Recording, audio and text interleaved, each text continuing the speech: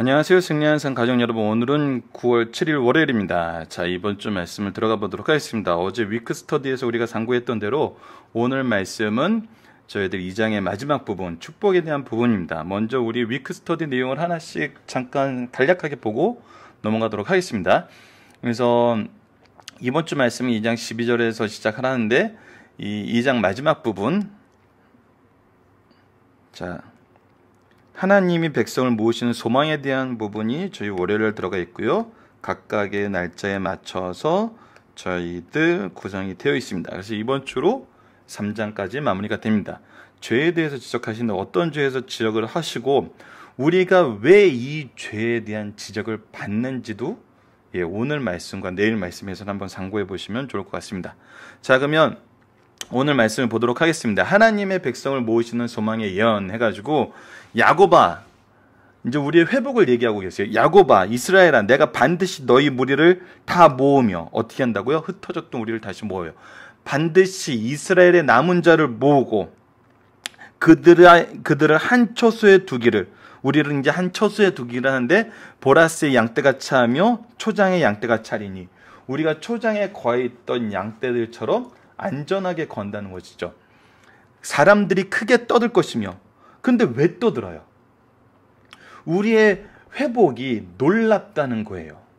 그냥 단순히 그냥 뭐라 그래야 되죠? 그냥 흩어졌던 애들 한 자리에 모아서 그냥 이렇게 우리 난민들을 한 자리에 모으던 식으로 그렇게 모으는 걸로 끝난다는 것이 아니에요. 오히려 우리를 다른 사람들이 크게 떠들 정도로 아주 회복을 시키신다는 것이죠. 자, 그리고 나서 13절을 보면 길을 여는 자가 그들 앞에 올라가고 우리 앞에 길을 여는 자가 올라가시는데 그들은 길을 열어 성문에 이르러서는 그 어떻게 하냐면 그리로 나아갈 것이며 그들이 왕 앞에 가며 여호와의 선두로 가시느니라. 우리가 이제 들어가고 회복돼야 될 그 성문에 들어가서 그곳에서 여호와께서 앞서 가심을 모든 사람이 보게 된다는 거예요. 우리뿐만 아니라 우리에 대해서 얘기하던 사람들, 더 나아가서는 누구까지 보죠? 우리의 공격이 대상이 되고 우리에게 하나님의 능력이 없다고 얘기했던 믿지 않는 자들, 이방 사람들까지도 여호와의 능력과 여호와께서 이끄심을 보게 된다는 것입니다. 자, 그러면은 이 회복의 약속을 통해서 우리가 이제 기억해야 될 부분이 뭐냐면 바로 이 부분, 이 질문을 넣어봤어요. 신정정 차례에서 세 가지 직분, 왕, 선지자, 제사장의 역할은 무엇이며 그 의미를 생각해 봅시다. 왜 이 내용을 먼저 설명을 해놨냐면 우리가 어떤 입장에서 일을 해야 되는지, 우리를 선택하심이 어떤 의미가 있는지, 우리가 이 직분은 언제까지 이어져 있어요? 지금 신약에 와서 모든 성도들에게 이 직분이 선언되었어요. 자, 베드로전서 2장 9절에서 택하신 족속이요 왕 같은 제사장이요 거룩한 나요 그의 소유된 백성이라 그러면서 우리가 하나님의 선택을 받아서 이 백성으로서 이 권한을 누리게 된다는 것을 이미 얘기해 주고 있죠. 그러면은 이 통치를 하나님께서 통치를 선언하시면서 우리에게 왕, 제사장, 선지자 이 세 가지 직분을 이 신전 정치 아래 이 한 체제로 주신 거예요.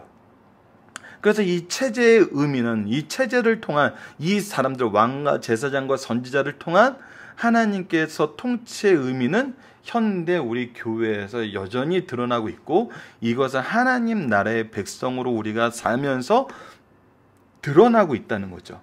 무엇으로? 하나님의 통치의 수단과 증명과 언약의 신실하심으로 드러나고 있다는 거예요. 그래서 우리가 이 직분에 대해서 바로 이해했을 때 하나님의 통치의 의미를 우리가 바로 깨닫고 이 직분에 합당한 삶을 살게 된다는 것이죠. 자, 그래서 왕직은 어떤 의미인가요? 왕직. 우리가 이제 대표적으로 왕하면 생각나는 게 누구죠? 다윗 왕이죠. 또 다윗왕을 왕되게 했던 대표적인 사건이 사울 왕에서부터 드러나죠. 하나님이 정하신 그 질서를 깨뜨리고 하나님의 통치의 방법이 아니라 자신 임의로 하나님의 직분과 하나님의 통치의 원리를 거역한 사울왕. 하지만 다윗은 어떤 왕이었죠? 모든 통치가 하나님으로부터 나오고 자신은 하나님의 청지기적인 사람으로 하나님의 종으로서 섰던 사람이에요.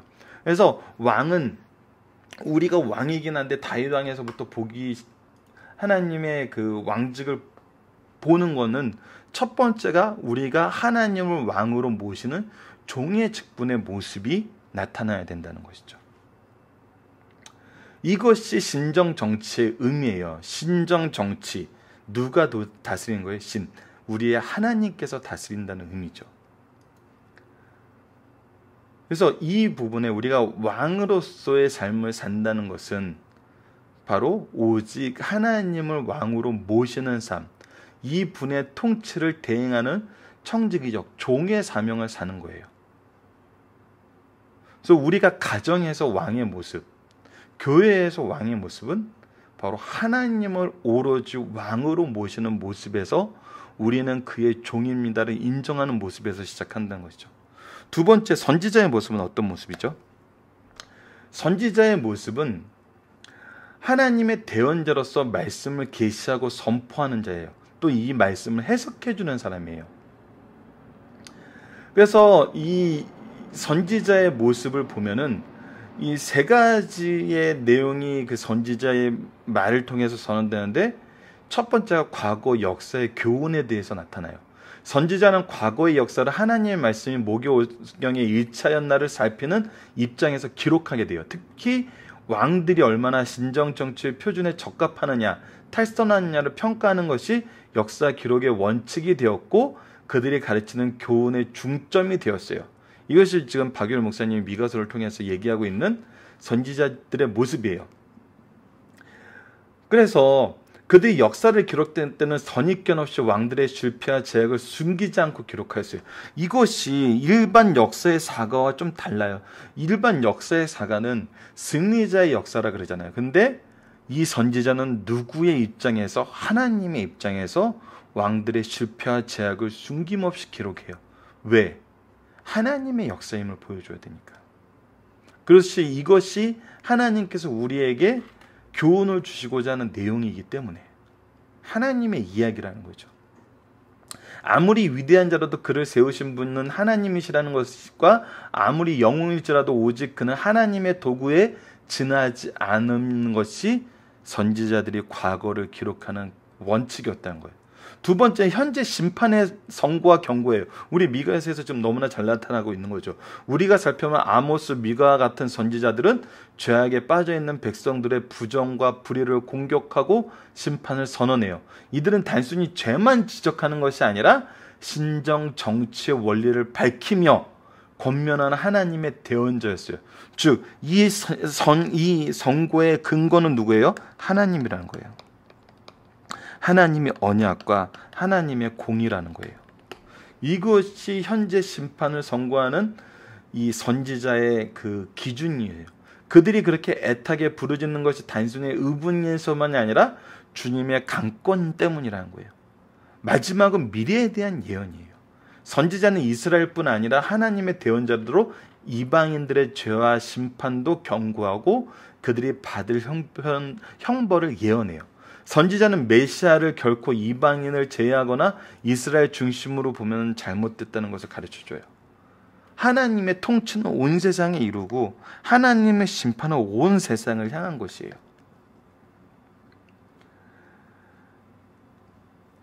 이스라엘 중심에서 이것이 이루어지지만 모든 세계에 동일하게 나타났다는 것이 선지자의 선언이고 그것이 역사적으로 증명되고 있거든요.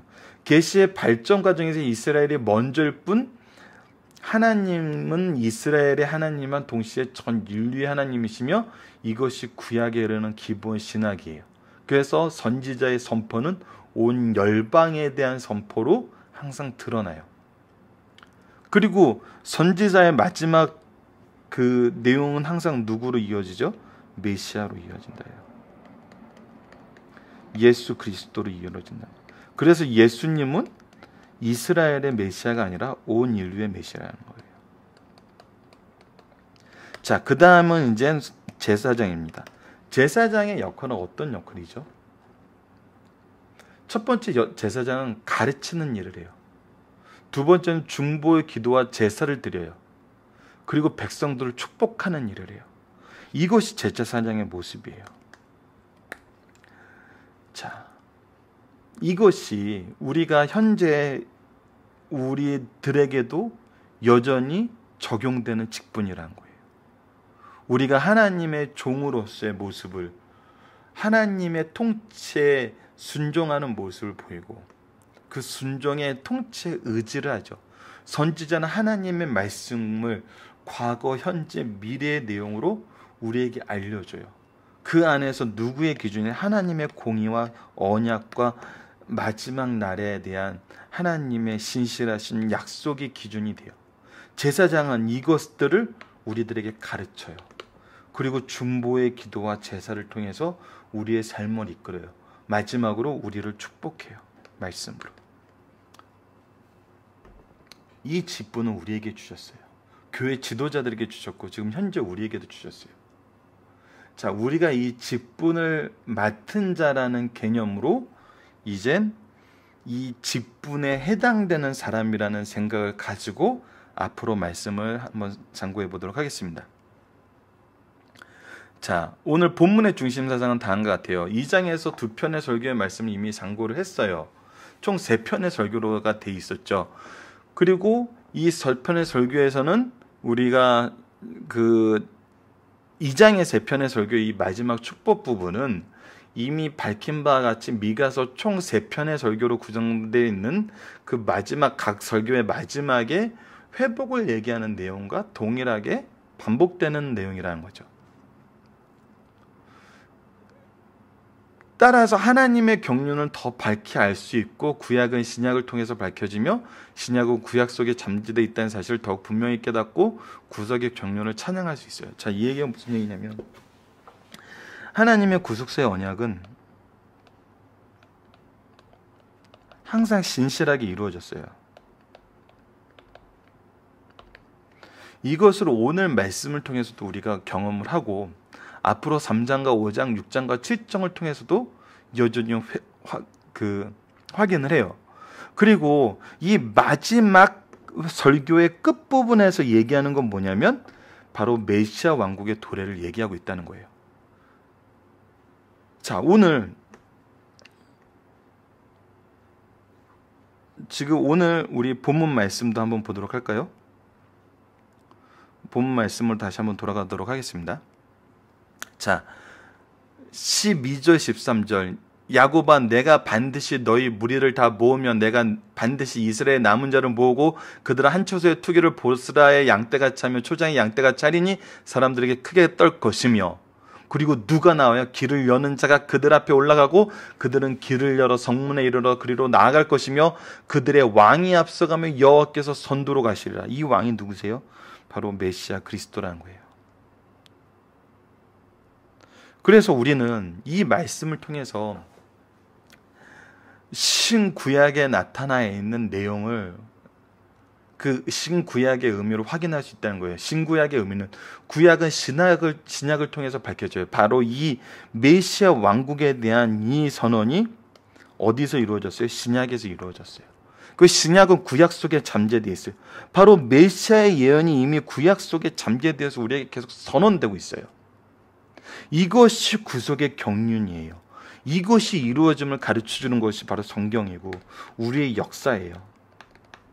하나님의 역사예요. 그래서 우리가 찬양할 수 있게 된다는 거죠. 자, 이 내용으로 구성된 오늘 본문 말씀을 하나하나 보도록 하겠습니다. 참 선지자는 범죄한 선민, 성도에게 심판과 회개를 가르친 후 회복을 가르쳐야 돼요. 이것이 굉장히 중요해요. 우리는 항상 심판만 얘기하고 회개만 얘기해요. 그 다음에 회복을 얘기하잖아요. 회복은 메시아를 가르치는 거예요. 복음을 선언하는 거예요. 그래서 이 두 내용보다 이 내용이 너무나 중요해요. 물론 순서상으로 이걸 가르쳐야 되냐면 여기서 멈춰서는 절대 안 된다는 거죠. 이것이 선언이 돼야 되거든요. 예수 그리스도가 선언이 돼야 되거든요. 거짓 선지자들이 무엇을 이용을 해요? 그래서 회개까지 얘기하고 재물을 얘기해요. 자기 배를 불리는 것을 얘기해요. 아니에요. 예수 그리스도가 선언돼야 돼요. 예수 그리스도께서 우리를 용서하시고 값없이 용서해 주셨음을 얘기해야 돼요. 성령을 약속해 주셨음을 얘기해야 돼요. 성령께서 우리와 지금 함께 하시면서 예수 그리스도께서 우리를 어떻게 세우셨는지를 가르쳐 줘야 돼요. 이것이 우리가 요한복음에서 이미 확인했던 내용이죠. 거짓 예언자들이 범죄한 백성에게 축복을 말한 헛된 약속들은 결코 성취될 수 없는 것이에요. 그런데 이들은 이것과 심판과 회개도 얘기하지 않았어요. 뭘 얘기했어요? 축복만 얘기했어요. 조심해야 돼요.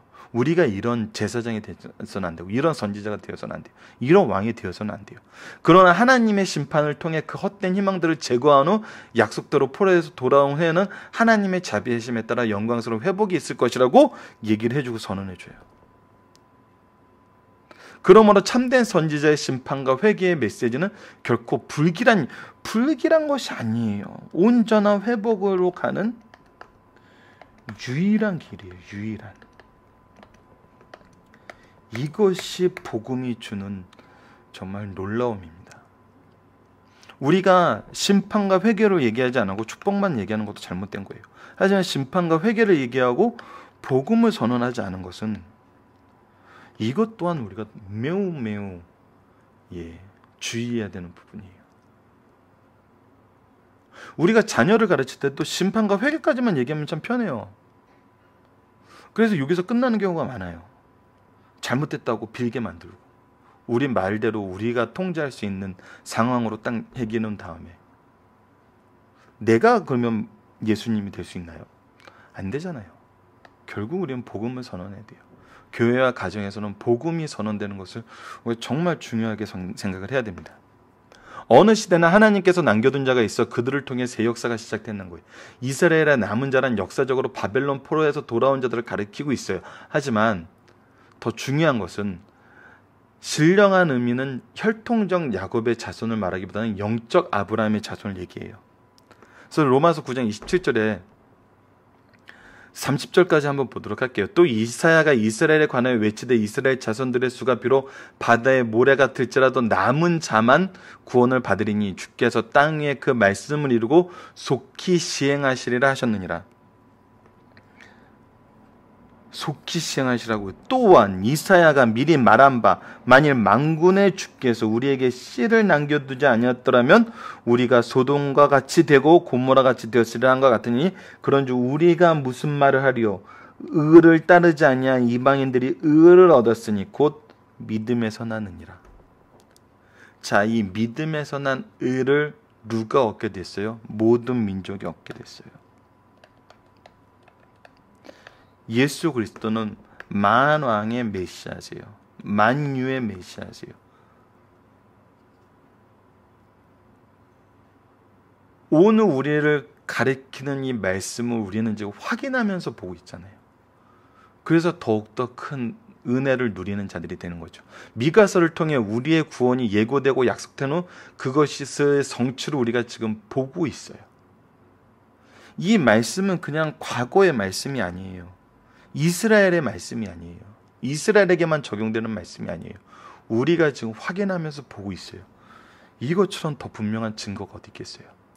길을 여는 자로서 메시아의 사역은 우리로 승리의 길을 가게 하신다는 거예요. 로마서 8장 37절을 보면 분명하게 드러나 있죠.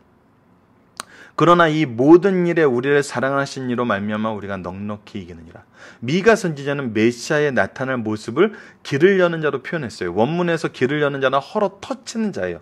그리스도께서 우리를 흑암의 권세에서 해방시켜 광명의 길을 열어주시는 분이에요. 이사야서 47장 7절에 42장 7절을 볼게요. 내가 눈먼 자들의 눈을 밝히며 갇힌 자를 감옥에서 이끌어내며 흑암에 앉은 자를 감방에서 나오게 하리라.